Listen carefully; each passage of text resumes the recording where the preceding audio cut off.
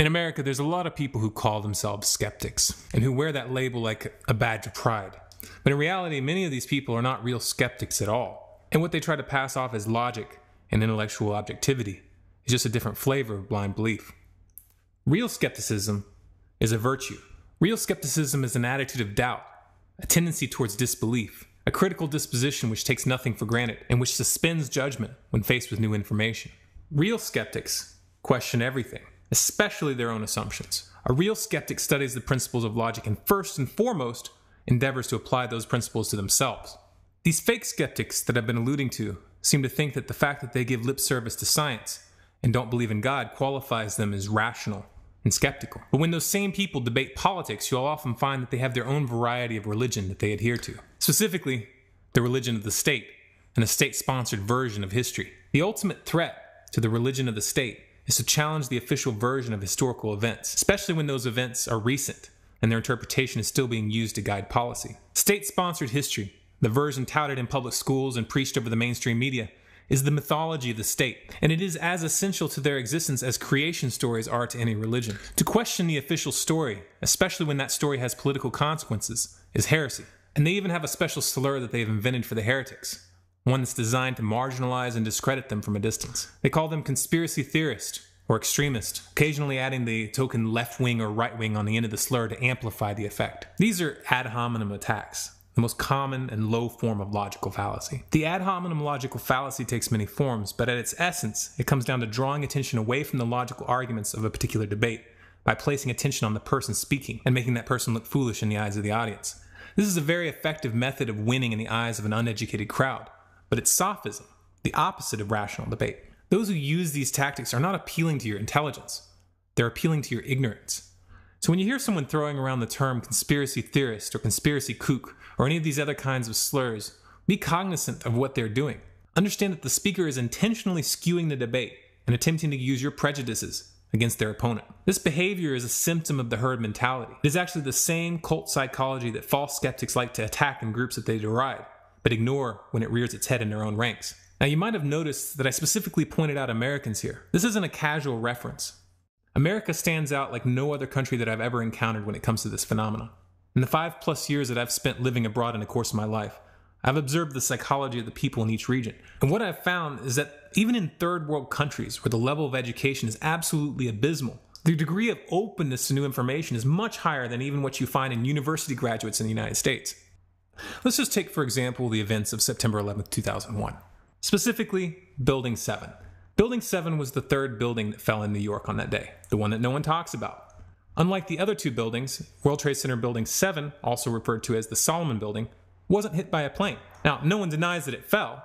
No one claims that a plane hit it. No one defending the official story can give a rational explanation as to why it fell straight down into its own footprint at 5:20 p.m., and no one can explain why the BBC reported that it had fallen 20 minutes earlier while it was clearly still standing.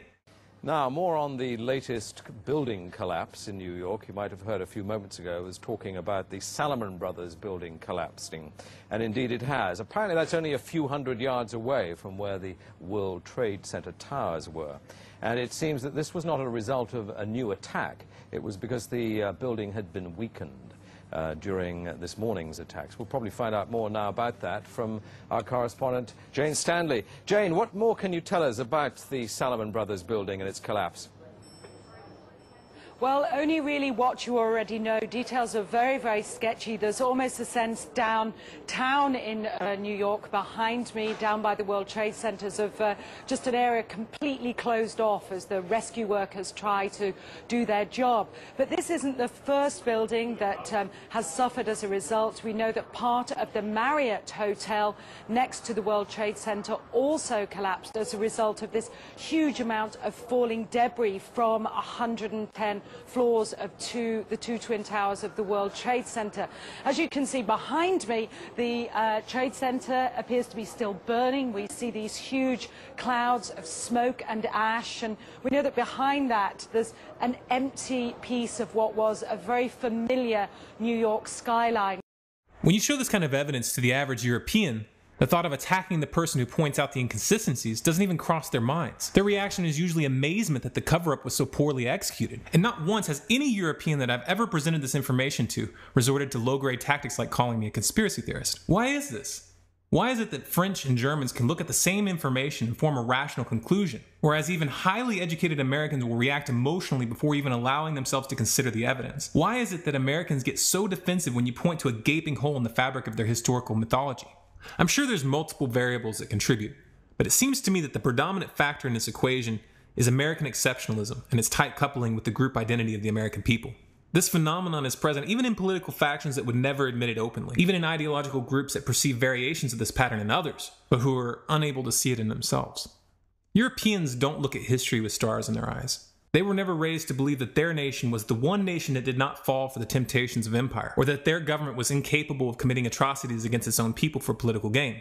Europeans have a more realistic sense of history, and are therefore much less shocked to see evidence that places the US government in the same category as the Third Reich. The thing is, most of what fake skeptics like to call conspiracy theory isn't theory at all. It's just historical evidence that doesn't fit the official narrative, and which may in fact indicate that the official narrative was an intentional fabrication. The absurdity is that over time documents are declassified, and events such as the Gulf of Tonkin, which for years was the realm of so-called conspiracy theory, became acknowledged as historical fact. Yes, the government lied, got you into a war, killed 58,000 Americans, and hundreds of thousands of Vietnamese. They'll tell you that now. They'll acknowledge it now, when it's too late to do anything about it. When it's too late to stop the war that lie was used to promote. To summarize, to call pointing out inconsistencies in the official version of a historical event a conspiracy theory is the opposite of skepticism, and it indicates a lack of critical thinking skills. As a culture, we need to hold people who resort to these kinds of illogical tactics accountable.